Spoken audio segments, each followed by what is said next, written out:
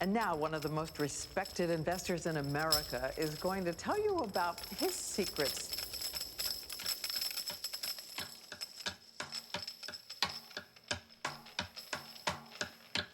Warren Buffett. It's the sound of money. $9.2 Warren Buffett, the second richest man in America. He's estimated to be worth about $62 billion. It makes him the richest man in the world. You know, Buffett is not exactly what you might expect. Even though he's in the money business, he doesn't even own a calculator or a computer. He takes the long view, and it's made him billions, many billions. Maybe you could beat the House, but I don't think you could beat Warren Buffett. Buffett filed his first tax return at 13 years old. But he's no average billionaire, Tom. No, he certainly isn't, Matt. He's a $44 billion average Joe. Warren Buffett has an approach that doesn't make him very popular with his fellow billionaires. Warren Buffett, the boy from Nebraska who grew up to become the Wizard of Omaha. What was it about him that allowed him to become the richest man in the world? How did he do it?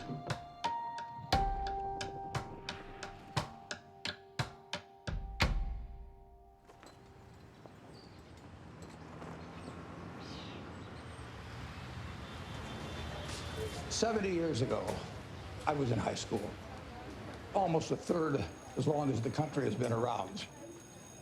And when I was in high school, I really only had two things on my mind: girls and cars. and I wasn't doing very well with girls, so we'll talk about cars.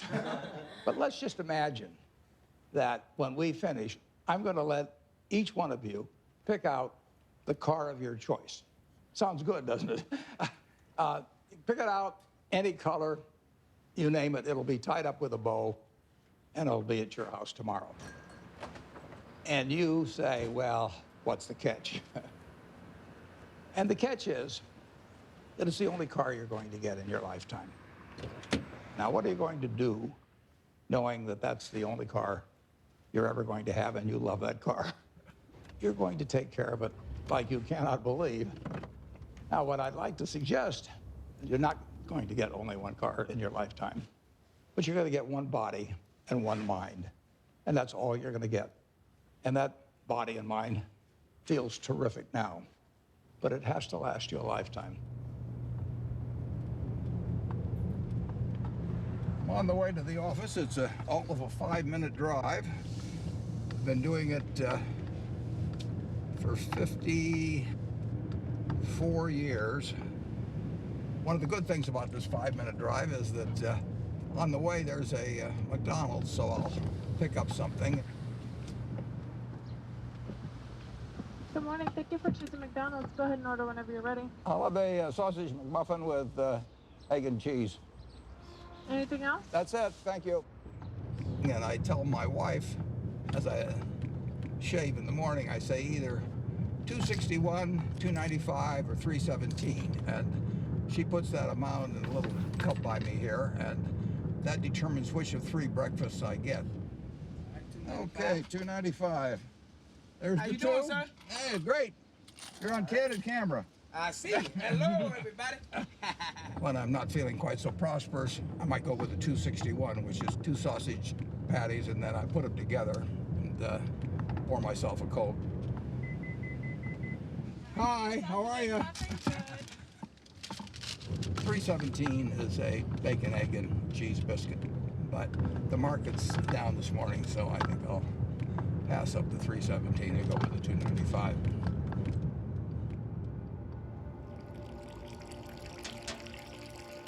I like numbers. Started before I could remember. It just felt good working with numbers. I was always playing around with numbers in one way or another, and it was fun to have a bunch of guys over and have them betting on which marble would reach the drain first. I had a lot of energy as a kid. I was inquisitive, and I was the youngest one always in the class because I'd skip. I've always been competitive. I like to read more than most kids. I really like to read a lot. My Aunt Edie gave me a copy of the World Almanac, And that was heaven to me. And I can still tell you that the Almo's population was 214,006 in 1930. Some numbers just kind of stick with you. And very early, probably when I was 7 or so, I took this book out of the Benson Library called 1,000 Ways to Make $1,000. And one of the ways in this book was having penny weighing machines. And I sat and calculated how much it would cost to buy the first weighing machine and then how long it would take for the profit for that one to buy another one. And I would sit there and create these compound interest tables to figure out how long it would take me to have a weighing machine for every person in the world. I had everybody in the country weighing themselves 10 times a day, and me just sitting there like John D. Rockefeller's weighing machines. The allowance when I was a little boy was a nickel a week, but I liked the idea of having a little more than a nickel a week to work with, and I went into business very early. I started selling Coca-Cola door to door, I sold gum door to door, or sold Saturday Evening Post, Liberty Magazine, Ladies' Home Journal, you name it. I think I enjoyed the game almost right from the start. But I like being my own boss. That's one thing I liked about delivering papers. I could arrange the route I wanted. Nobody was bothering me at 5 or 6 in the morning.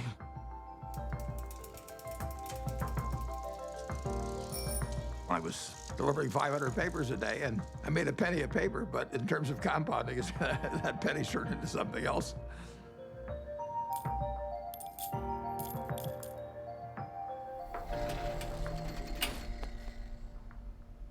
Einstein is reputed to have said that compound interest is the 8th wonder of the world or something like that. And it goes back to that story you probably learned when you were in grade school where somebody did something for the king and the king said, "What can I do for you?" And he said, "Well, let's take a chessboard and put 1 kernel of wheat on the first square and then double it on the second and double it on the third." And the king readily agreed to it. And by the time he figured out what 2 to the 64th amounted to, he was giving away the entire kingdom. So it's a pretty simple concept, but over time, it accomplishes extraordinary things.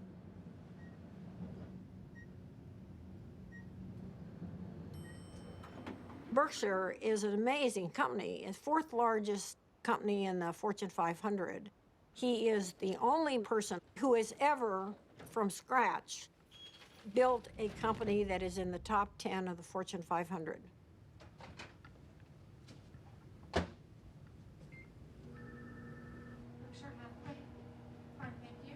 Well, Berkshire is a holding company of sorts. It owns a large number of separate businesses that operate independently of each other and, to a great extent, from the parent company, Berkshire Hathaway.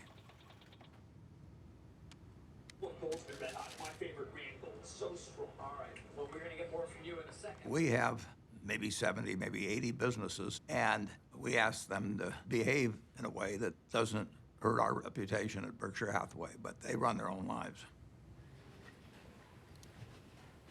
Other people do most of the decorating of the office, so various things come in.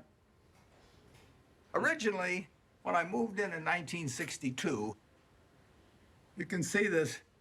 I went down to the South Omaha Library, and I think for $1, I got 7 copies of old New York Times from big times like the Panic of 1907. This is one, 1929, obviously. But I wanted to put on the walls days of extreme panic in Wall Street, just as a reminder that anything can happen in this world. I mean, it's instructive art, you can call it.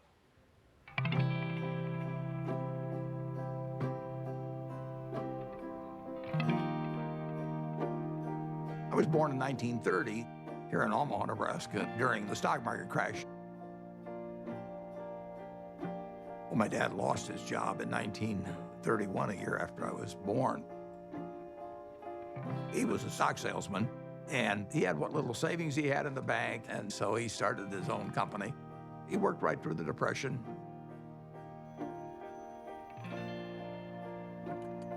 He had an investment company, and as an adult, when I look back, I thought, wow, did that ever take a lot of nerve? Sometimes we'd go down there on Sunday and we could play with the adding machine. My brother and I tended to play the games together.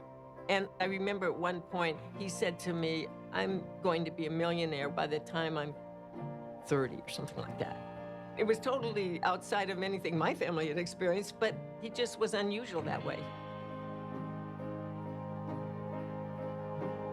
Well, I was the oldest, and then my brother, and then my sister. And my father would go to New York periodically to check on businesses and stocks and things like that. And he'd come back, he always had a costume for each of us, and Warren loved it.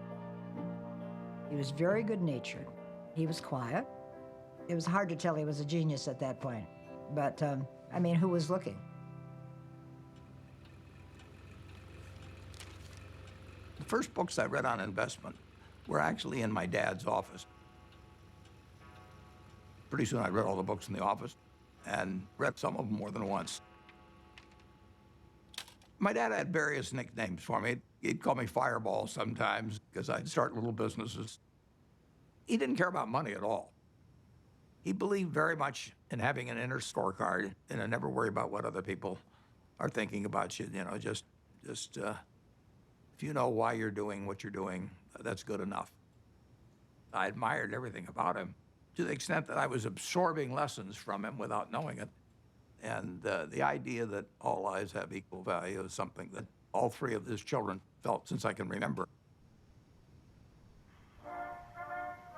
My dad, at one point, ran for Congress when I was 12 or so. It was a very Republican household. And I campaigned for him, my sisters campaigned for him. The whole family did. My mother was very, very bright, and she was very gregarious. She was a good campaigner for my dad. She had a lot of ambition, and I think my brother Warren got a lot of his extreme competitiveness from my mother, actually. She was brilliant at math. You know, I guess they still had these things where you cranked them and things added up, and she could add it in her head faster than the machine could do it. She was absolutely amazing in that. She was very dutiful about taking care of the kids, but you didn't get the same feeling of love. It was there, but it didn't come out the same way as with my dad. In the nation, the only permanent way to prosperity is a balanced budget. Unless that goal is achieved, all post-war plans will collapse like Hitler's conquest. You have heard Congressman Howard L. H. Buffett, Republican member of the House of Representatives from Nebraska, speaking on... When I was about 12 or 13, we moved to Washington, my family, and I was mad. I was having fun in Omaha. I lost all my friends, and now I moved to a town where they were all strange. So I was very, very unhappy. At school, I just lost interest. I took pleasure in tormenting my teachers. At that time, for example, AT&T was the stock that all teachers owned for their retirement. And I decided that it would drive my teachers a little crazy if I went short the stock, because when you go short a stock, you're betting that it will go down. So I shorted 10 shares of AT&T and then brought the confirmation to school and showed these teachers that I was shorting the stock. They found me a big pain in the neck, but they did think I knew a lot about stocks. And then at home, my mother would have terrific headaches. And you didn't want to be around her when she was having the headaches. And she would lash out more. She would never do it in public. Well, I think we were terrified of her. When I'd wake up in the morning, I'd listen to hear her voice. I could tell by her voice it was going to be a terrible day or not. When she got difficult, the three children felt it. When I was at the low point, sort of, I decided that I would run away. So I talked two other guys into running away with me. We went out and we started hitchhiking. And then we got picked up by the highway patrol, and that scared the hell out of us. It's very interesting. My dad never really gave me help about doing this, but he finally said, you know, he said, you can do better than this. And just saying that, I mean, I felt I was letting him down, basically. So in all ways, He was teaching me. He never taught by telling me things. He just taught by example. He had unlimited confidence in me, even when I screwed up. And that takes you a long, long way. The best gift I was ever given was to have the father that I had when I was born.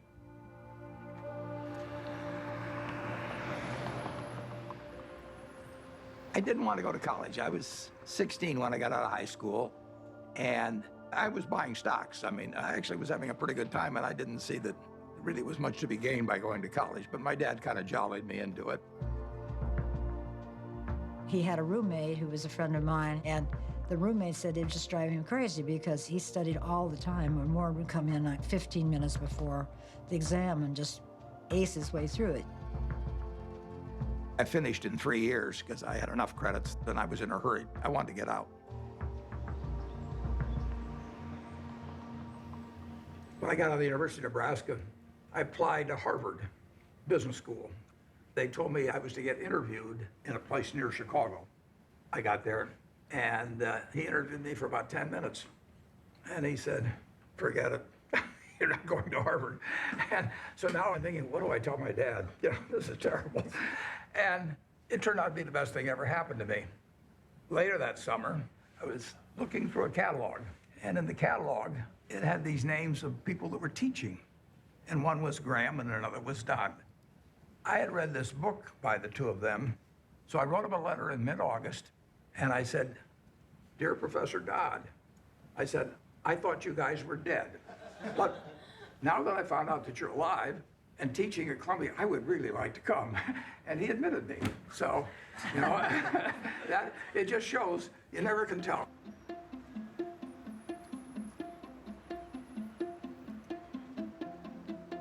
Gentlemen, Professor Graham.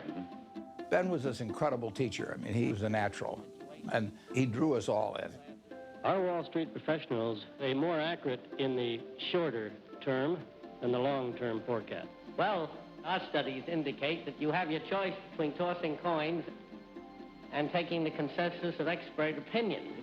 And the results are just about the same in each case. It was like learning baseball from a fellow who was batting 400. It really shaped my professional life. There are two rules of investing, according to Warren, and he learned this from Ben Graham. Rule number one, never lose money. Rule number two, never forget rule number one.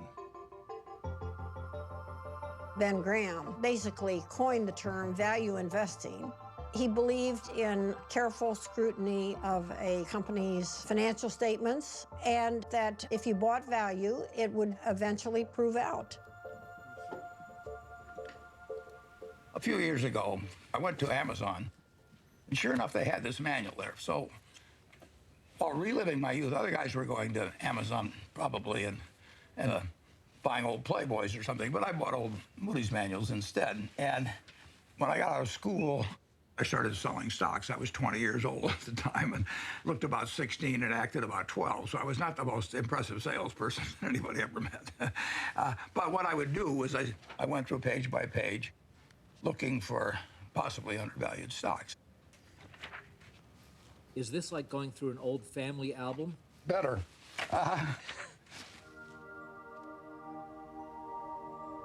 When I got out of business school at Columbia, I developed pretty decent skills in terms of business, but I hadn't really come to terms with the world exactly. What were you like around girls back then? Bad. I was sort of out of the swing of things there for a while. I went to my 60th reunion. There's a girl there. I took her out one time to the Uptown Theater in Washington, and I asked her whether she remembered what movie we saw, and she said, no, I don't remember that. And then she said, but I do remember one thing. And like an idiot, I said, what was that? And she said, well, you picked me up in a hearse. And it was true that I owned a half interest in a hearse when I was in high school, which was not the smoothest thing, or coolest, as they would say now, the thing that you could do on a date. There were two turning points in my life. Once when I came out of the womb, and once when I met Susie, basically. She was the girl, yeah. But it took her a little longer to figure out I was the boy. I was going to be his youngest sister's roommate at Northwestern. So I walked into their house, and he was sitting in this chair, and he made some sarcastic quip.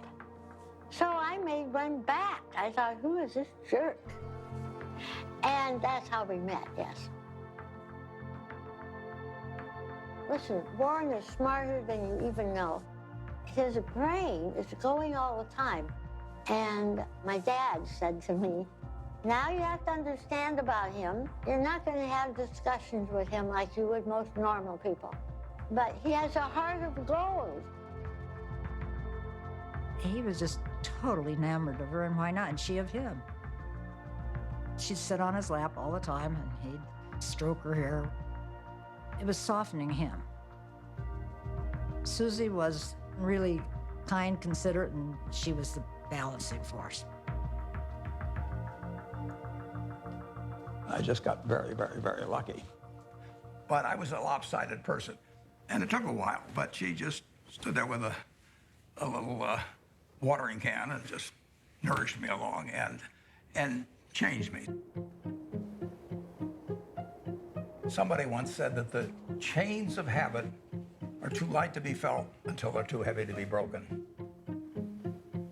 I had been terrified of public speaking. I couldn't do it. I'd throw up. And I knew if I didn't cure it then, I'd never cure it. And so I saw an ad in the paper for the Dale Carnegie course, which worked on developing your ability to speak in public. And I went down there. Be sincere. A good smile has the same effect as a puppy's tail. When a puppy wags... They made us do all these crazy things to get out of ourselves, and so we stood on tables and did all kinds of things.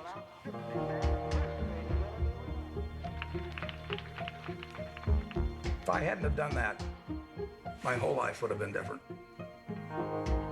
So in my office, you will not see the degree I got from the University of Nebraska.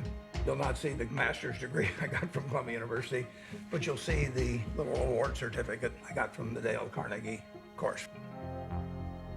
As a matter of fact, every week, the instructor would give a pencil to whoever had done the most with what we'd learned the week before. And so in the fourth or fifth week, I proposed to her mother, and she said yes.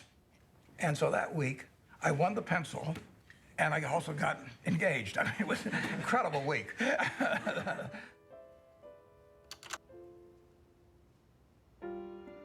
wedding day was kind of interesting because I couldn't see anything without my glasses, and I was so nervous that I just decided I'd take off my glasses and I wouldn't be able to see all those people out there.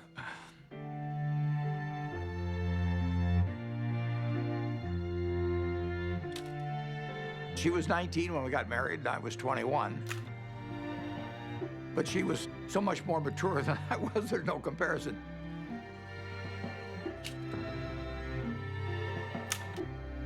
She was a better person than I was. But when you get married, it's not a question of saying I'm going to put a 14% factor in for humor and 17% for intellect and 22% for looks. It doesn't work that way. I knew it was the right decision, and it was.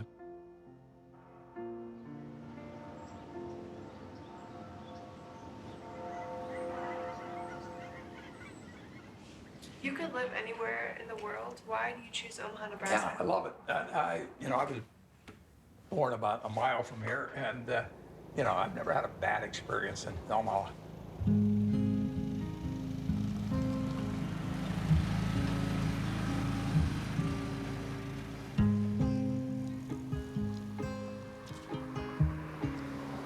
Omaha and Nebraska are home to me. Everything about it seems like home. It's a pace, it's relationships. There's a lot of continuity, there's a lot of community, there's a lot of friendship. It's a very solid place and friendly place in which to grow up and in which to conduct a business.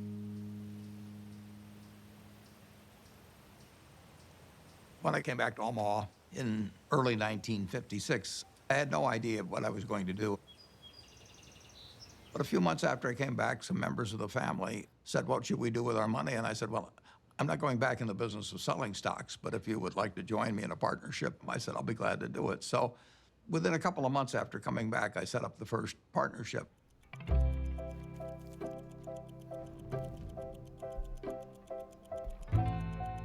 I wrote all the checks individually. I filed 11 income tax returns. I took delivery on stocks for all the different companies. I was a one-man band there for 6 years. Warren would sit upstairs in his little office there, and I would bring up the name of a company, and most of the time he knew much more than I did about the company. He'd know how many shares were outstanding, he'd know the capitalization, he'd know the earnings. It was absolutely incredible. I mean, when Warren said something, it meant a heck of a lot.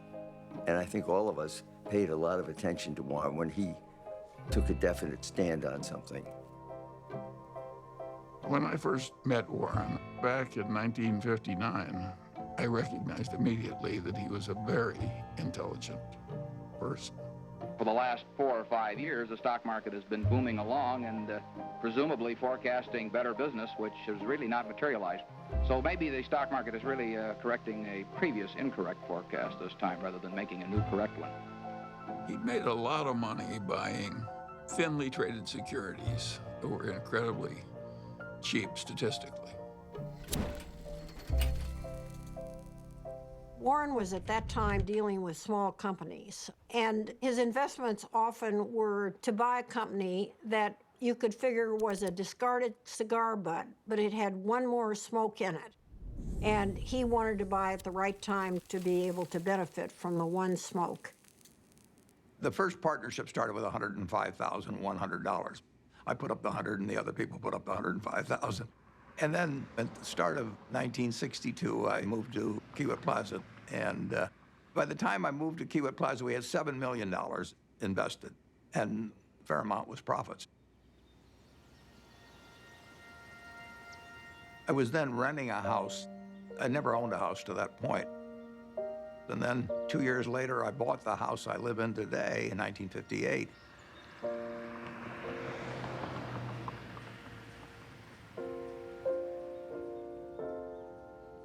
We had 3 children, Susie and I.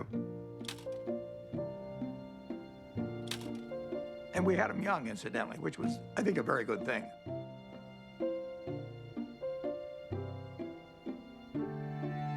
My daughter, Susie, was born here. I named her Susie just like that as soon as I looked at her, because she looked just like her mother. And she was a cinch. And then Howie was, you know, this absolute bundle of energy, which made things very difficult for Big Susie for a while. Peter again reverted back to Susie's personality, and he was an easy child.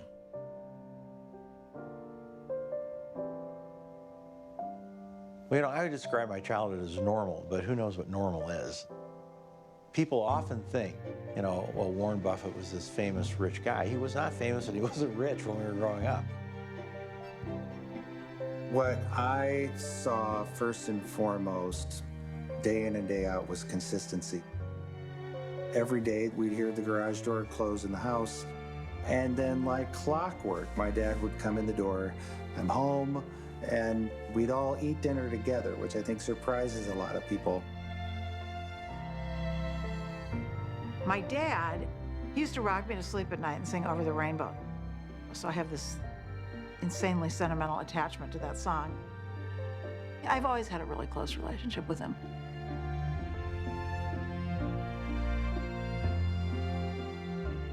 I've got 3 very different kids, and they've got a common heart, which they got from their mother.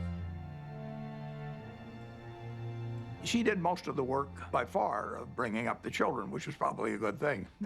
They have more of her qualities than mine, which I would recommend. Well, my mom was the biggest part of my life growing up. Even though I got disciplined on a regular basis, and she was usually the one doing it, she was still my best friend. She was somebody who would help anybody. I mean, whether she knew him or didn't know him or maybe even didn't agree with them, she would still help them. She was incredibly empathetic, and she was interested in every person individually. She never cared about money or business at all. I mean, he would go around saying, I'm going to be the richest man in the world. And I think, well, it's like somebody says I play music and I'm going to be Mozart. I don't know. How does anyone know? How does anyone know? You know? So that was okay. I don't really care about that. I would say that Susie led Warren toward changing his political views. He grew up as a young Republican. His father was a Republican congressman. But Susie saw things in different ways. She was the catalyst.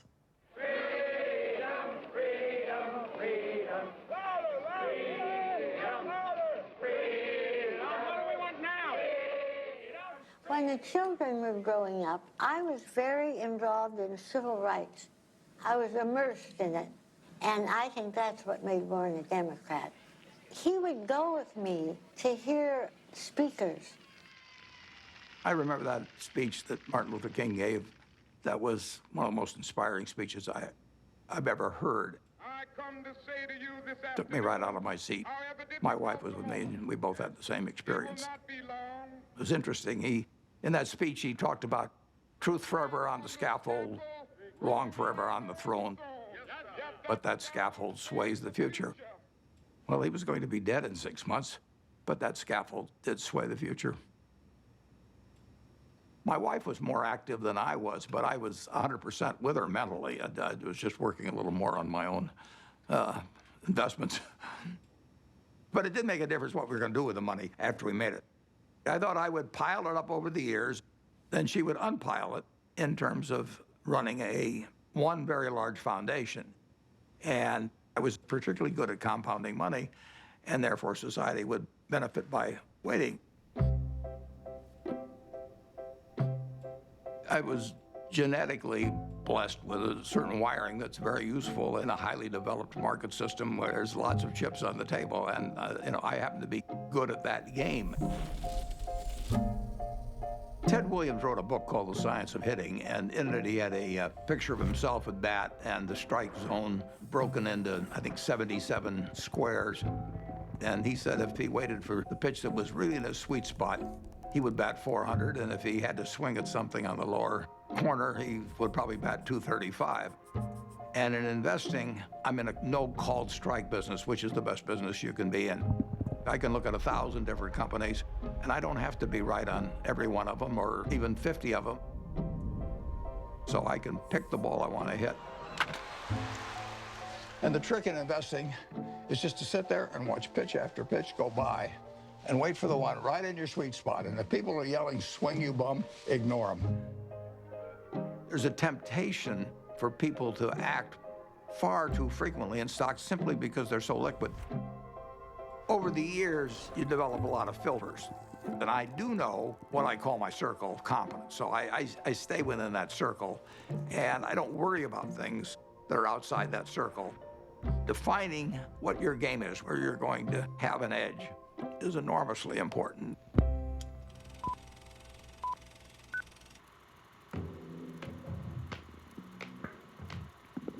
I bought the first shares of Berkshire in 1962, and it was a northern textile business destined to become extinct eventually. And it was a statistically cheap stock in a terrible business. Berkshire Hathaway was closing mills, and as they closed mills, it would free up some capital, and then they would repurchase shares. So I bought some stock with the idea that there would be another tender offer at some point, and we would sell the stock at a modest profit. And at one point, the management asked me at what price we would tender our stock, and I said $11.50. And the tender offer came out a few months later, and it was at $11.03, which was an eighth of a point cheaper. And that made me very mad, so I just started buying more stock. I just felt that I'd been double-crossed by the management, and in May of 1965, I bought enough so we controlled the company, and we changed the management.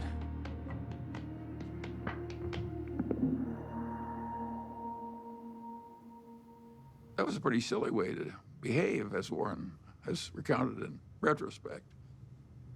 One of the reasons Warren's successful is he's brutal in appraising his own past. He wants to identify misthinkings and avoid them in the future. But it was an accident that he chose Berkshire Hathaway. If the chairman hadn't tried to cheat him out of an eighth, there wouldn't have been any Buffett-Berkshire Hathaway history. If you're emotional about investment, you're not going to do well.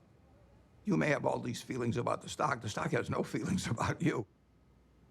Looking back, it's interesting, that tender offer, I didn't realize it, but it happened about 5 days after my dad had died, and whether that had affected me or not, I don't know. Do you remember your last conversation with your father? Yeah, but I don't want to talk about it.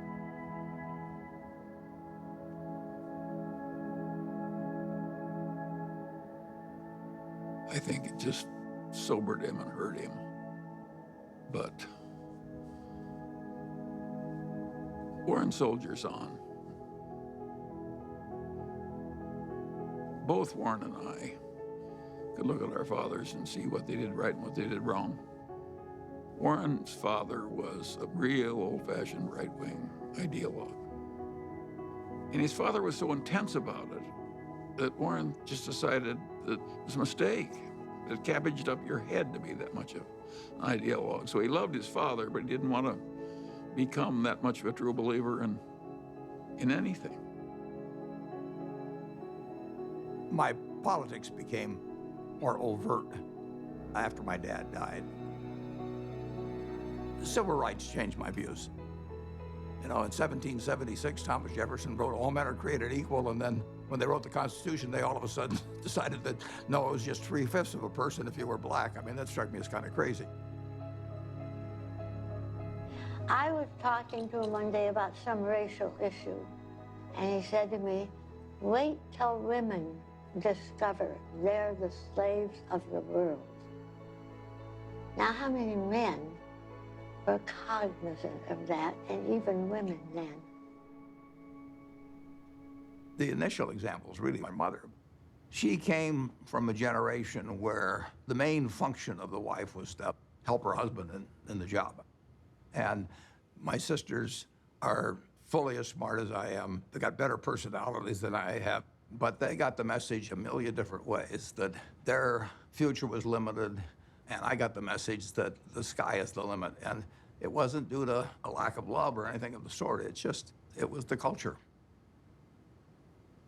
On the other hand, you can look at the flip side of that and say it's quite encouraging, because if you look at what this country accomplished only using half of its talent, you know, just think of the potential for the future. I'm enormously bullish on America over the future, and part of the reason is that we, by some rather stupid decisions, essentially put half our talent on the sidelines. Warren is probably the most rational person I've ever met. Charlie Munger would be a close rival. And Charlie became a man that Warren depended on heavily.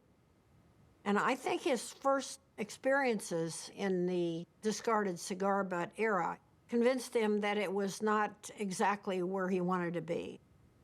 He'd made so much money for so long doing what he'd been taught by Ben Graham, which is to buy these very cheap stocks. And if they were cheap enough, he didn't care if it was a lousy company and a lousy management. He knew he was going to make money anyway just because of the cheapness. Charlie Munger has had a big impact on me in moving me toward looking for wonderful companies at fair prices rather than fair companies at wonderful prices. And that was enormously important because it enabled Berkshire to scale up in a way that would have been impossible to do otherwise. Yep. What are the key indicators you look for within companies before making an investment? Well, I look for something that does give them a moat around it. We have a company called See's Candy out on the West Coast. See's Candy is boxed chocolates. If you give a box of See's chocolates to your girlfriend on the first date and she kisses you, we own you. You know, I mean, we can raise the price tomorrow and you'll buy the same box. You're not going to fool around with success. So the key there is the response. You do not want to go home on Valentine's Day and say to your wife or your sweetheart, preferably they're the same person. You don't say, here, honey, I took the low bid. It doesn't work. Price is, to a degree, is immaterial. If you've got an economic castle, people are going to come and want to take that castle away from you. And you better have a strong moat. You better have a knight in the castle that knows what he's doing. You're not buying an asset, you're buying a name, you're buying a brand, you're buying a real franchise here. And Charlie was more responsible for that than anybody. We were mental partners right from the moment we met. I want to know, going back 50 years, what it was like when you first met Warren. Well, I thought he was a prodigy.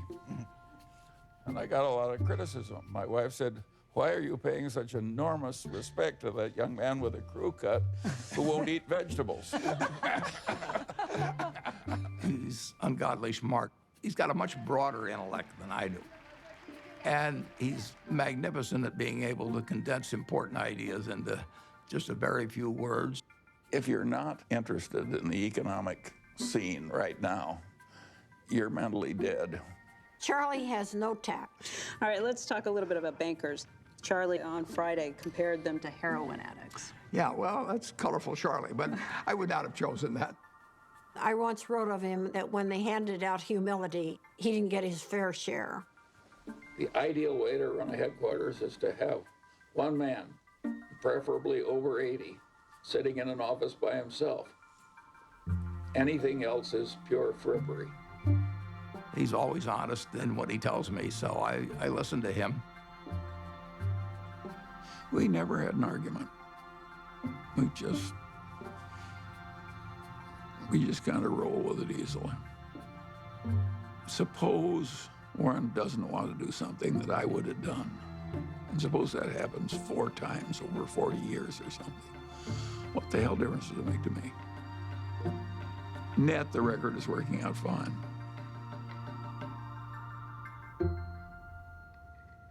Both of us know that we've done better by having ethics. Warren's not interested in making money by cheating people. Warren's opinions of Wall Street investment bankers would not endear him to their mothers. He feels that they're, for the most part, not out for their clients. They're out for their own business interests.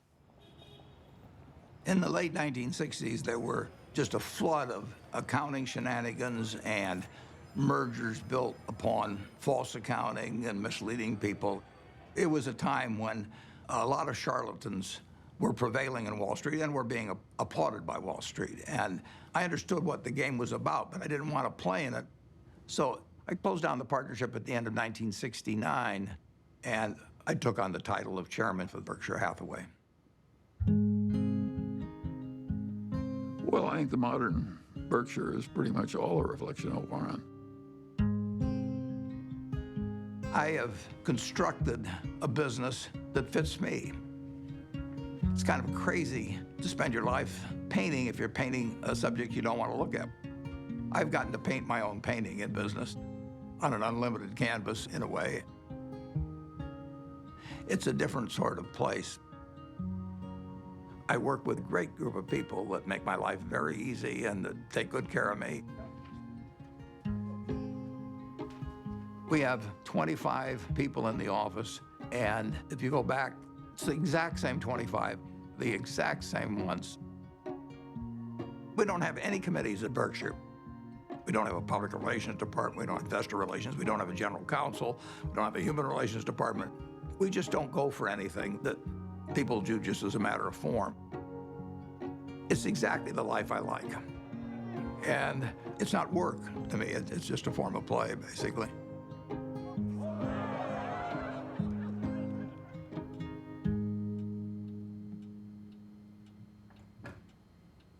Well, I like things quiet. I shut the door, actually, at the office because I don't want to hear anybody talking outside. And I still probably spend 5 or 6 hours a day reading. Well, what's amazing is the stuff he remembers. It's like a little computer, you know. I keep thinking the hard drive will run out of space, but it doesn't. He's one of the smartest people we know. So I was at a couple of the family dinners at the Gates house where Mary, Bill's mom, was trying to convince him to come out to the family place at Hood Canal to meet Warren Buffett. And he was resisting because he was really busy with Microsoft. And finally he said, Mom, okay, I'll come for lunch.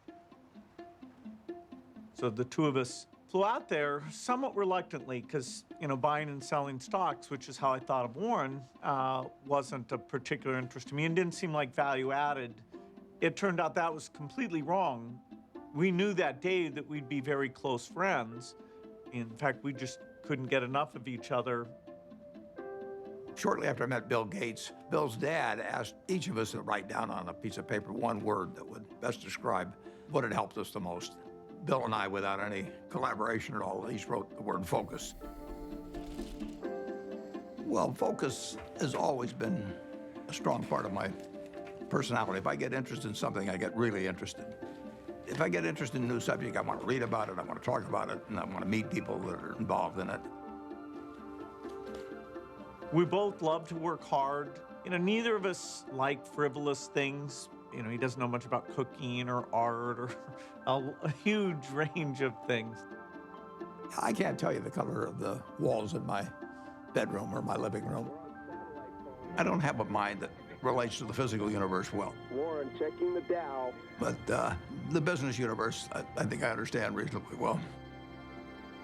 Warren's ability to size up people and businesses, it's a pretty magical thing. He is the best at that of anybody we know. We should all try to be 20% as good at that. I like to sit and think, and I spent a lot of time doing that. And sometimes it's pretty unproductive, but I find it enjoyable to think about, particularly about business or investment problems. They're easy. It's the human problems that are the tough ones. Sometimes there aren't any good answers with human problems. There's almost always a good answer with money.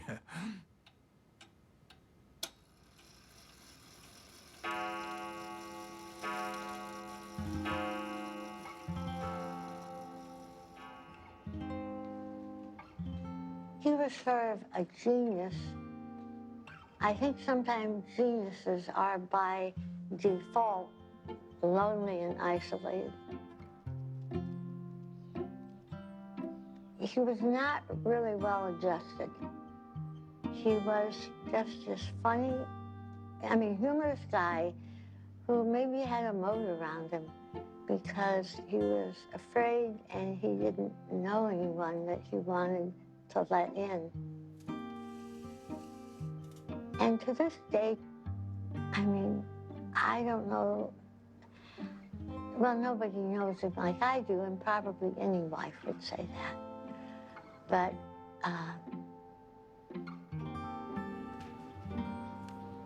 he's a loner in a sense. And it's difficult to connect on an emotional level because I think that that's not his basic mode of operation. He was there physically, but he was upstairs reading all the time. I always told my mother we have to talk in sound bites. I learned that early on, that if you start, going into some long thing, unless you've explained to him ahead of time that it's going to be a long thing and you need him to hang in there, you lose him. You lose him to whatever giant thought he has in his head at the time that he was probably thinking about before you came in and really wants to get back to. He's not like the rest of us. I don't think my dad ever took anybody for granted, but you are a little bit blind, I think, sometimes to what other people might be doing behind the scenes. And my dad's gotten a little bit of a pass. Warren can't find the light switch, and it's probably my fault. One time, years ago, when the kids were little, I was feeling really sick. I had the flu, so I lay down on the bed, and I said to Warren, will you get me a pan or something from the kitchen? I may not get to the bathroom. I feel so sick. He said, okay. So he traveled down to the kitchen, and I hear this bang, biff, boom, bang. And he comes up, and he brings me a colander, and I looked at it, and I said, look, honey, this has holes in it. Oh, okay. So he ran down, all this banging with him. He comes up and he puts the colander on a cookie sheet.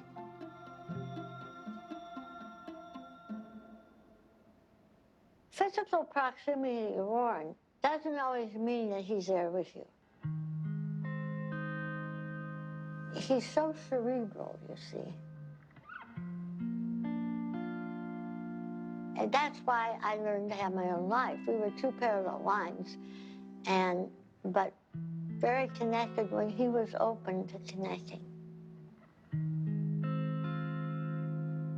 I did make a joke at one point. I said, you know, we could make a tape of Mom yelling, you know, bye, Warren, I'll be back later, and then have the door slam, and you would just think she was here. I don't think he knew what she was doing most of the time. Once Howie and I were both gone, as we've gotten older, she started to see the writing on the wall here and, you know, just started trying to figure out how she could at least have some more, she called it, you know, a room of her own.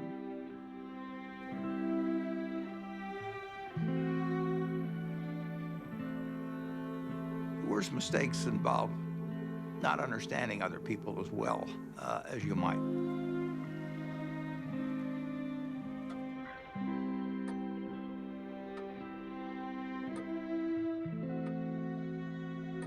Well, she left Omaha in 1977, and there really isn't much to say about that.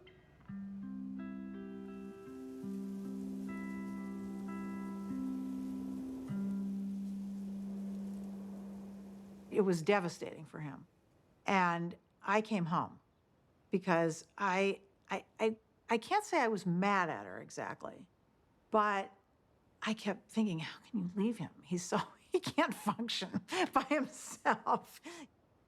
So my mother, she'd asked a bunch of her friends to sort of look in on him. And Ostrid was one of them. So I called Ostrid. I said, Ostrid, will you take one, make him some soup, go over there and look after him because he's not going to make it. And it took him a while to figure it out, but he figured it out. I said, I'm not leaving you because I'll be wherever you want me when you want me. My mom moved to San Francisco, and I think one of the reasons it was important for her to leave Omaha was because she just felt like she was kind of trapped in this environment, that everybody knew who she was, that she, you know, couldn't have her own identity. He knew that there was something she needed to do, and that she really recognized that the money gave us all and her a choice in a lot of ways that a lot of people didn't have. There was a time Warren was getting criticized that here was this very, very rich man who was getting richer every year and really wasn't giving a lot of money away. And there was terrific criticism by some people, which Warren never said anything about. The biggest thing in making money is time. You don't have to be particularly smart, you just have to be patient. Susie didn't want to wait as much as I did, but she never quite appreciated compounding like I did. That is a disagreement we have. I run a foundation now. I think we should be giving more money away. But I understand why we don't, because it's business. To me, the crux of it is that it wasn't the money itself. You can see that in the way he lives. I mean, he doesn't buy huge paintings or build big houses or anything like that. It's all mental with him. And the money is his scorecard. And he used to say to me, everybody can read what I read. It's a level playing field. And he loves that because he's competitive. And he's sitting there all by himself in his office reading these things that everybody else can read. But he loves the idea that he's going to win. I'll tell you how you do it. Have you ever seen a juggler juggle 25 milk bottles? How did he ever get to do that? The answer is he started with 1 bottle, then 2, then 3, and just kept doing it, and pretty soon he was at 25. And that's the way we did it. So basically, we started out with cash and ended up buying a bunch of businesses, including insurance companies. Insurance is in itself a profitable business, but it has the additional advantage of creating something that's called float. And float is the money that hangs around Berkshire while a claim is waiting to be paid. And Warren turned out to have an extraordinary ability to use the money thrown off by the float to buy companies that fed the growth of Berkshire. In 1983, Mrs. B cashed in on her business by selling control for $55 million to a company owned by investor Warren Buffett.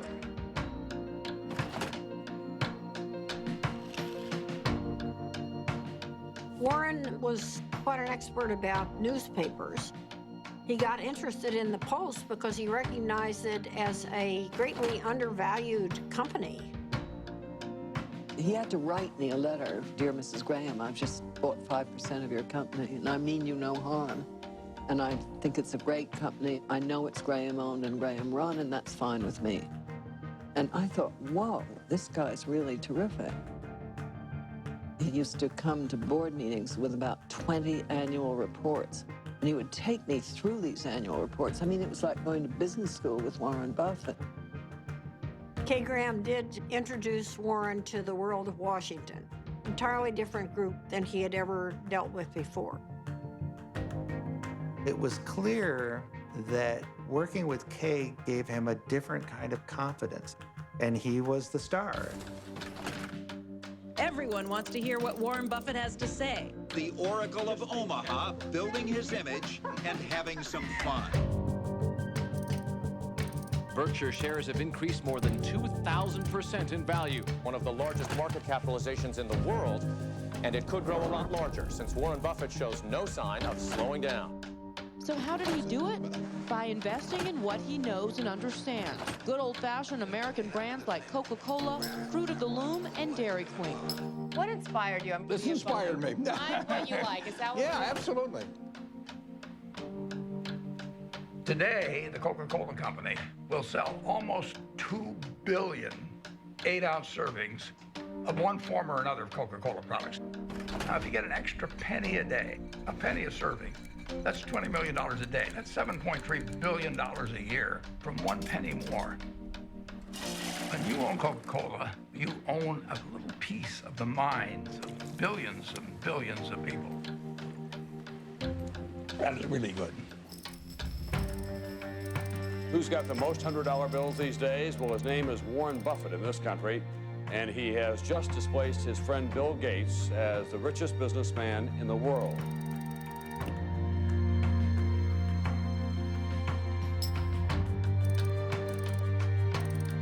And the purpose of Wednesday's meeting was to discuss Buffett's company, Berkshire Hathaway's plan to purchase railroad giant Burlington Northern. Valued at $26 billion, this would be Buffett's largest acquisition ever. He's created Berkshire from virtually nothing into hundreds of billions of dollars of market cap. Nobody else has a record like that. He wanted to have an outstanding reputation, that he never really upset the apple cart when he bought a business, that he kept the management in place. He was establishing a reputation that paid off later in life. It's been building and building ever since I've known him. It takes 20 years to build a reputation, and it takes 5 minutes to lose it. When Warren made his investment in Salomon, I was one of the people, along with many, many others, who were quite amazed because he had taken a very critical tone in talking about investment bankers and about their greed. And here he was investing in one, Salomon Brothers, that was known to be a member of the club. Warren and Charlie went on the board, and Charlie couldn't stand what was going on there and didn't like the culture at all. And shortly after they got involved, the thing exploded.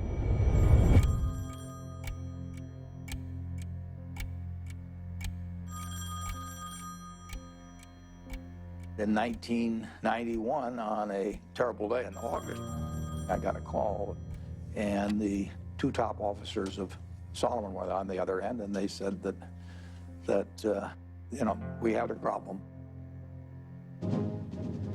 This is NBC Nightly News. Good evening. It is the kind of scandal that rocks Wall Street and raises questions about the integrity of our financial institutions. With the giant securities firm of Salomon Brothers under investigation for improper trading of Treasury bonds. Salomon admitted it exceeded the limits of trading in government bonds, once by buying bonds in the name of a customer who didn't even know about the deal. Salomon Brothers is under investigation by the Treasury Department, the Federal Reserve, the SEC, and the Justice Department. But more important than the fate of the firm itself is the impact their actions could have on the public trust and on the credibility of the American market worldwide. The company owed $150 billion. It owed more money than any other private company in the United States at the time. And that night, I met with the man that ran the Federal Reserve of New York, who was the sheriff, in effect. And I said, I've never really owed very much money before. I said, I've got a little mortgage on a house, but $150 billion is a little staggering. And I was hoping he would say, well, don't worry, Warren, we'll give you a few weeks to breathe. And he said to me, prepare for any eventuality.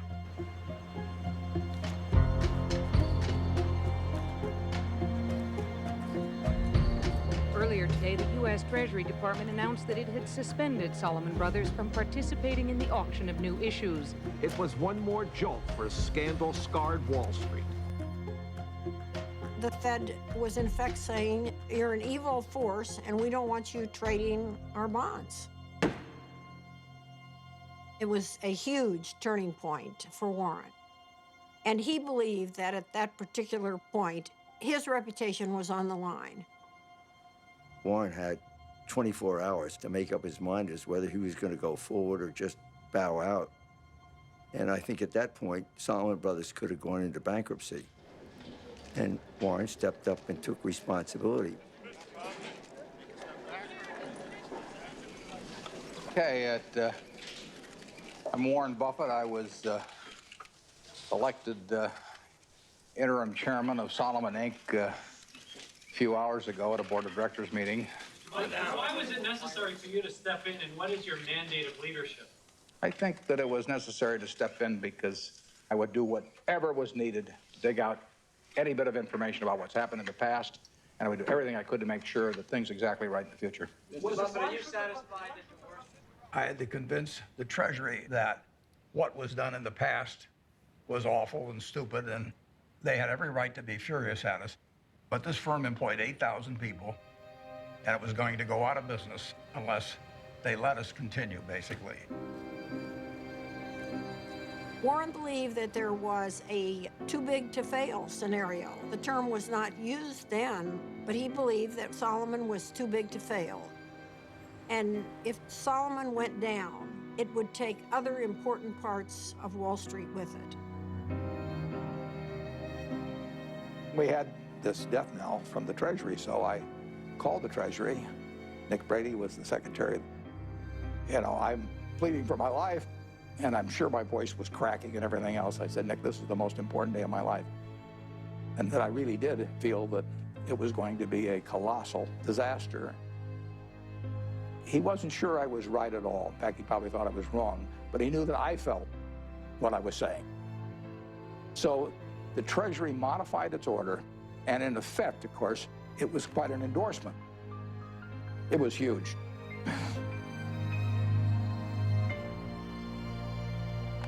It saved Salomon. Nick Brady went with Warren because he trusted him. It shows how having a good reputation is really helpful in life. I thank you for the opportunity to appear before this subcommittee. I would like to start by apologizing for the acts that have brought us here. The nation has a right to expect its rules and laws to be obeyed. But I also have asked every Salomon employee to be his or her own compliance officer. After they first obey all rules, I then want employees to ask themselves whether they are willing to have any contemplated act appear the next day on the front page of their local paper, to be read by their spouses, children, and friends. If they follow this test, they need not fear my other message to them. Lose money for the firm, and I will be understanding. Lose a shred of reputation for the firm, and I will be ruthless. I welcome your questions.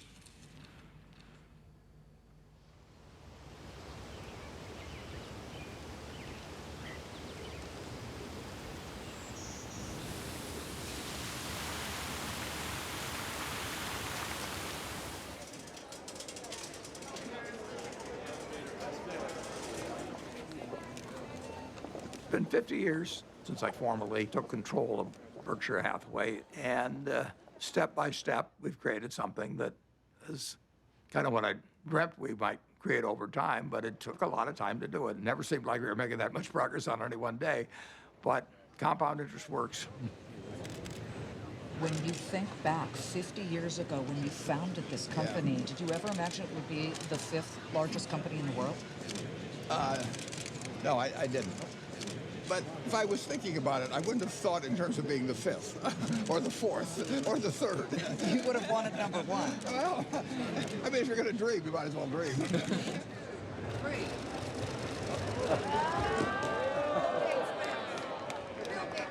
Well, a Berkshire Hathaway shareholders meeting is partly a fun festival. It's sort of a Mardi Gras for people that come every year. It's a chance for us to have a lot of fun and meet the people that have entrusted us with their money. Well, we used to have just 30 people in a cafeteria, and now we have this huge public spectacle. Celebration is part of making a group of people work well together. It's a celebration. We are glad you're here at our meeting. Be sure to check out our wares. We'll sell you See's candy and dilly bars and insurance for all of your cars, for it's buy all you see at the Berkshire Show.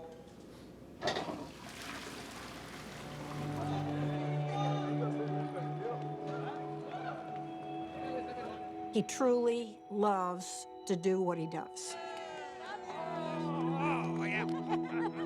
I think investors who own Berkshire Hathaway, they see themselves as a part of a community.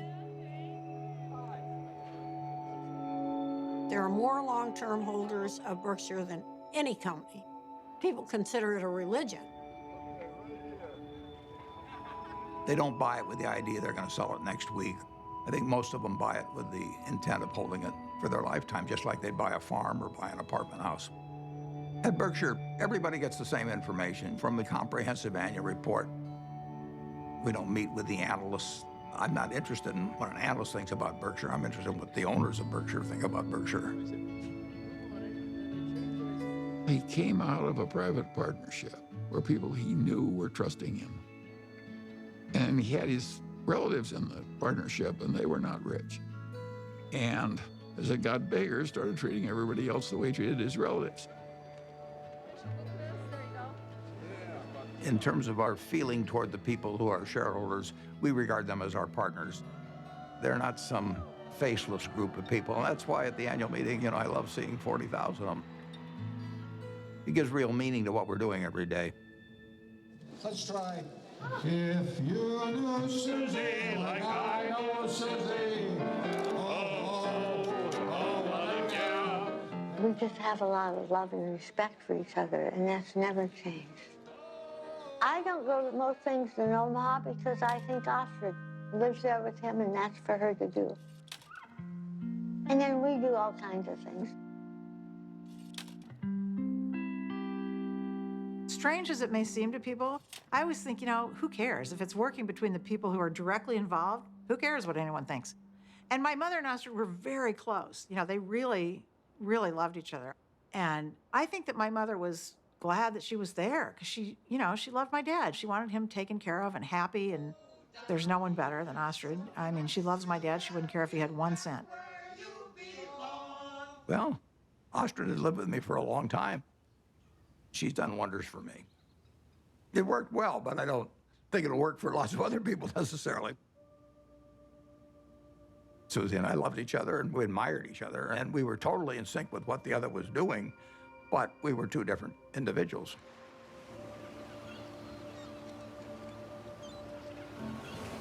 The first time Warren came out to San Francisco, we took a walk and he looked around, and he's not very visual. He was looking around and he said, this is your city.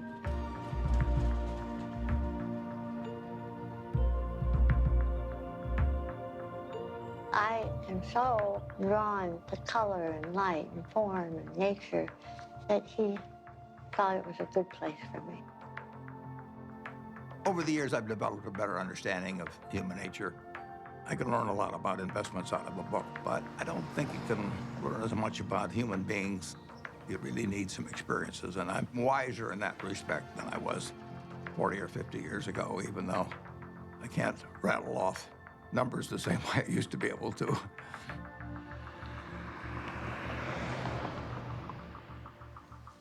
Well, I think that what we do reflects who we are. That's true for everybody in this room. And if you do the work I do, you meet the best human beings in the world. People who've made a choice not to make money, but to serve other human beings. I think it's the best kind of life anyone could have. I was with her in Arizona at this Fortune Most Powerful Women's Conference, and she told me that she'd had a biopsy the day before, and I didn't really think much of it. Then we got home, and the biopsy results were not good. It was stage 4 oral cancer. I was on my way to a board meeting in India, and I remember saying to her, I'll see you when I get back. And she rarely cried, and she just started crying. I said, no, you need to stay here, and you need to come out for the operation. So we were all there, and the day she was going into the surgery that morning, my dad, it's funny, there's some of it he just can't, he just can't. The thought of something happening to her was just, for him, it was just the worst thing that could happen. She knew it was going to be really difficult. She knew the recovery was going to be brutal. So I think that she had that surgery for others. It was quite a big surgery. She couldn't talk, she couldn't swallow, she couldn't eat. But she came out, and I really was with her for the next 4 months or so. And my dad came out every weekend.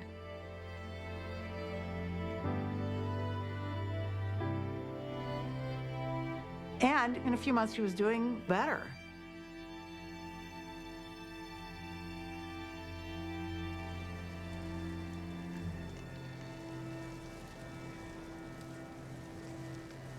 She and my dad had gone to Cody, Wyoming, which they did every year with a bunch of friends.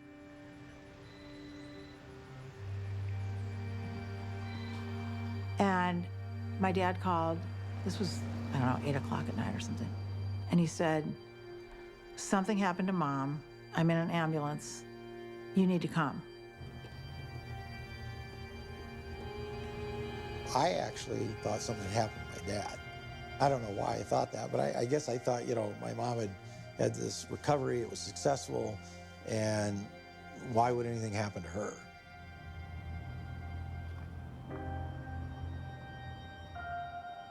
It was horrible. And a total shock. She'd been fine. She'd been fine. They went off to Cody, and she was fine, and they were having dinner, and, she didn't feel well after dinner, and she had the stroke.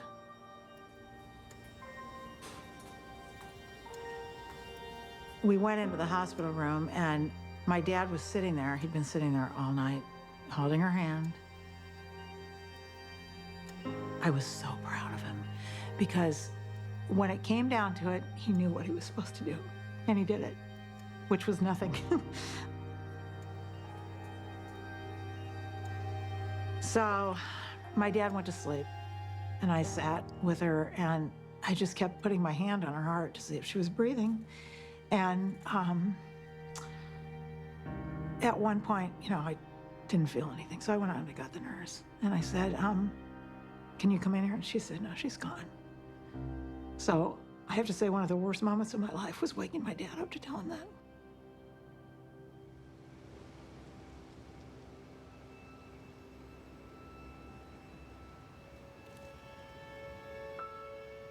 It's a very strange thing, love. You can't get rid of it.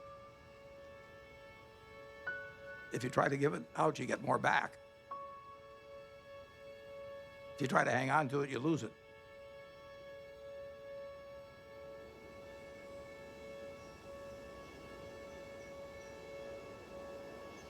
Susie really put me together. She believed in me. She put me together, and well, not only turned out to be the person I've turned out to be, but I actually wouldn't have been as successful in business without that. She made me more of a whole person.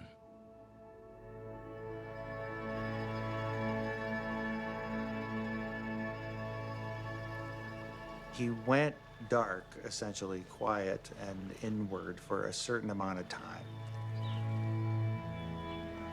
You know, my dad is a solitary guy, and he had lived essentially a solitary life in a lot of ways. I think it came down to him figuring out how he was going to get through this tunnel and get out the other side.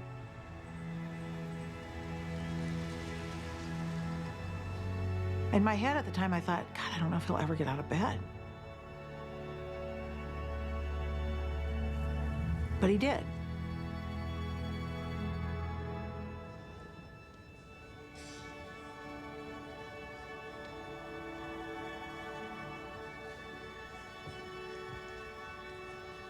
Welcome. I'm Patty Stonecipher, the CEO of the Bill and Melinda Gates Foundation.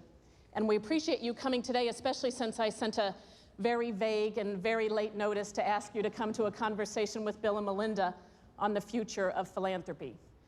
So let's get on with it.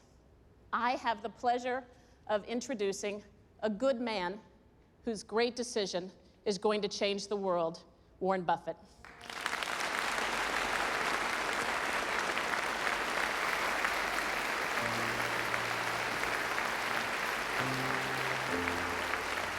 A remarkable decision tonight from one of the richest men in the world. Mega billionaire Warren Buffett says he is giving away most of his fortune to charity. Buffett has pledged to give away the bulk of his fortune to the Bill and Melinda Gates Foundation and giving more than 15% of his money to foundations started by his 3 children and his late wife, Susan. One global health activist called what Buffett did today one of the most remarkably selfless acts that history will ever record. That's a better hand than I get at a Berkshire Hathaway meeting. I'd like to thank you for coming. It's a great day for me. It's a great day for my family. My wife, Susie, and I had planned that whatever I made would go back to society. And originally, I thought she would outlive me and that she'd make the big decision on it.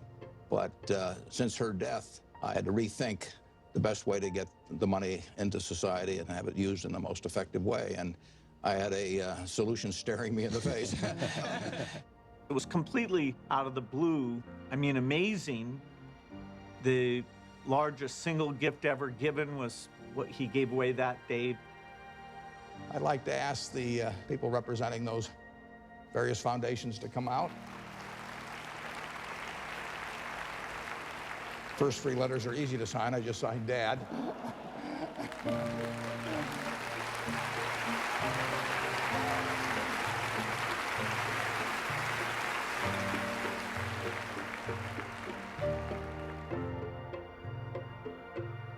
When he wrote the letter to us, he put something in that letter that was incredibly important to me, which was exactly how our foundation behaves, which is if you're going to try to bat 1,000, you won't do very many things that are important.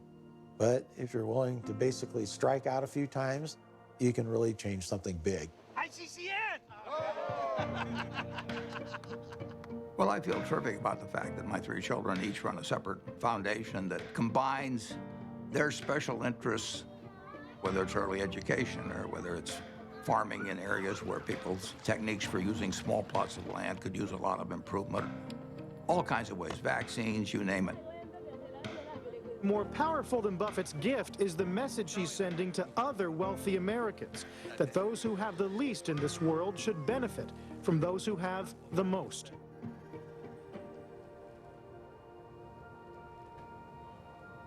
In my entire lifetime, everything that I've spent will be quite a bit less than 1% of everything I make. The other 99% plus will go to others because it has no utility to me. So it's silly for me to not transfer that utility to people who can use it. It's doing me no good.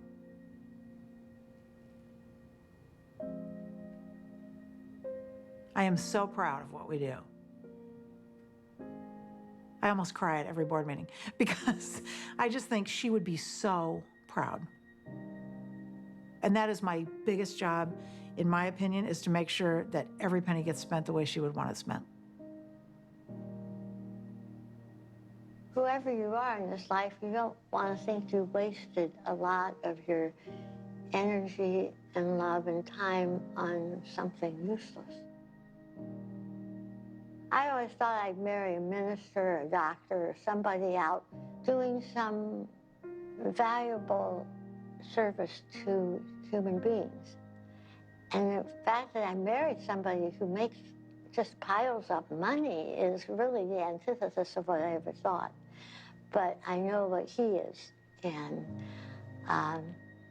he is, there's no finer human being than who he is.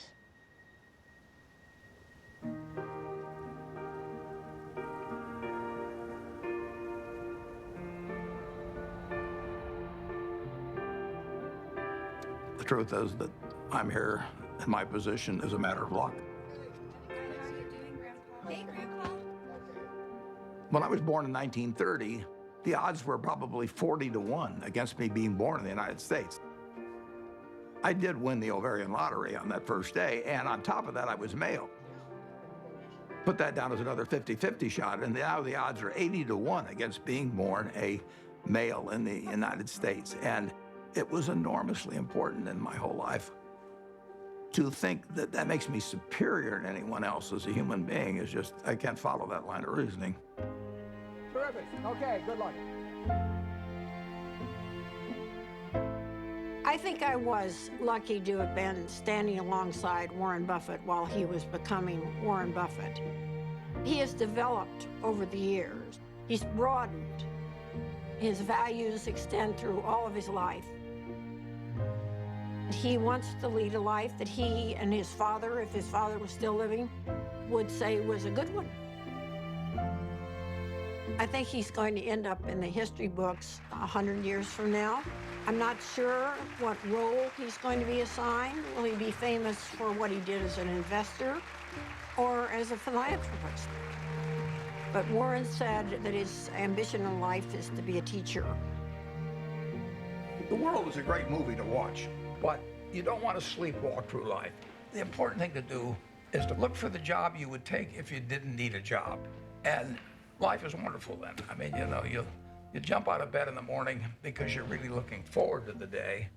I have, for over 60 years, been able to tap dance to work just because I'm doing what I love doing. And I just feel very, very lucky. Okay, class dismissed.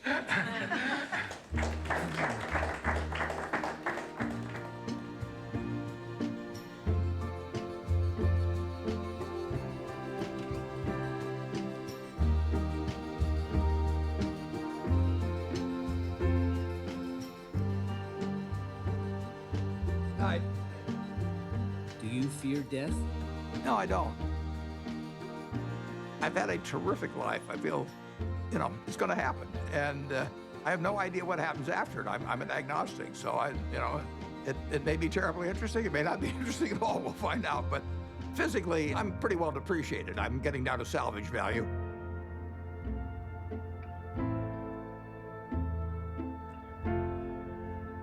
But it really doesn't make any difference at all. It doesn't interfere with my work. It doesn't interfere with my happiness. It doesn't interfere with my thinking.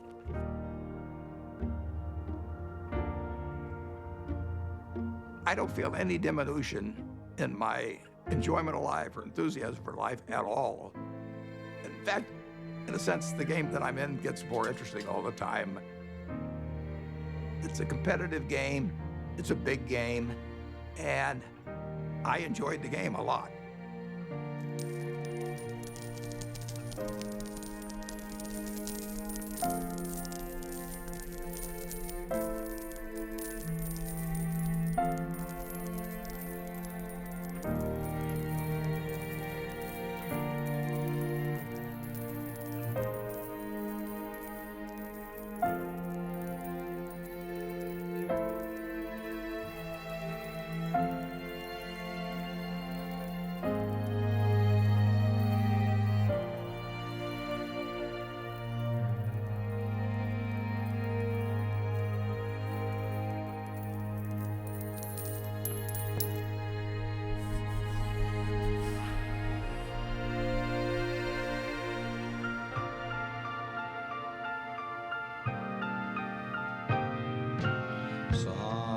Somewhere over the rainbow, way up high, there's a land that I heard of once in a lullaby.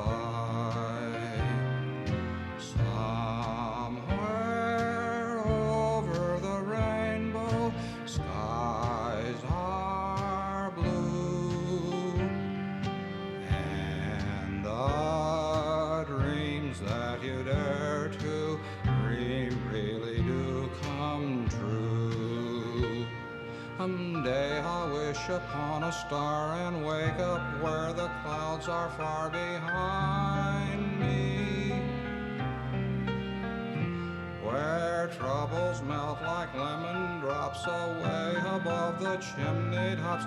That's where you'll find me. Somewhere over the rainbow, bluebirds fly.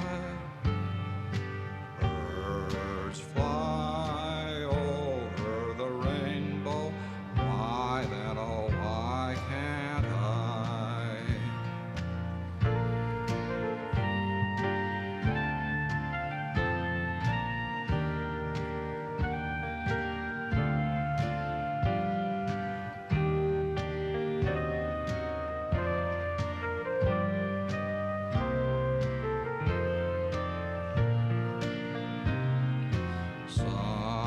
Somewhere over the rainbow, bluebirds fly.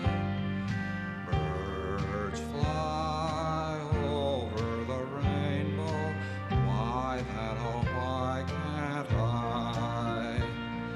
If happy little bluebirds fly beyond the rainbow, why, oh, why can't I?